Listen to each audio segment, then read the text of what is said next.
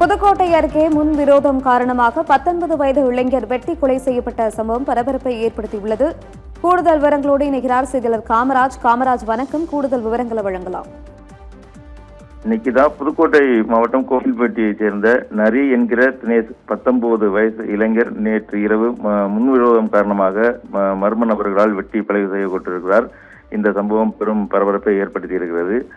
அதாவது தினேஷ் என்பவருக்கும் இன்னொரு தரப்பினருக்கும் கடந்த 2 தினங்களுக்கு முன்பு தகராறு ஏற்பட்டதாக கூறப்படுகிறது. இந்த நிலையில் இந்த இறந்த தினேஷ் தற்போது குற்றவாளியாக உள்ள ஒருவரை அடித்ததாகவும் கூறப்படுகிறது.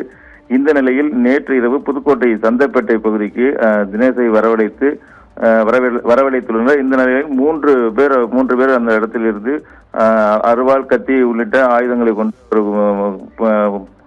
தாக்கியுள்ளனர். இந்த நிலையில் அவர் தினேஷ் சம்பவ இடத்திலேயே பரிதாபமாக இரத்த வெள்ளத்தில் துடித்து உயிரிழந்திருக்கிறார்.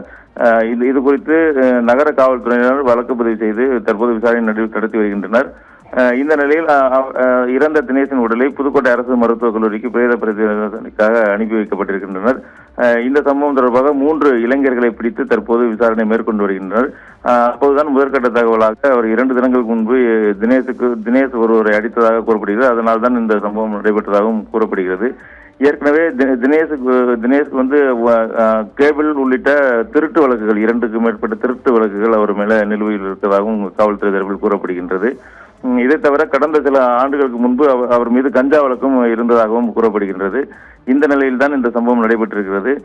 தொடர்ந்து அந்த 3 பேரை பிடித்து விசாரணை நடத்தி வருகின்றனர். மேலும் விவரங்கள் பின்னர் தெரிய வரும். நிகிதா.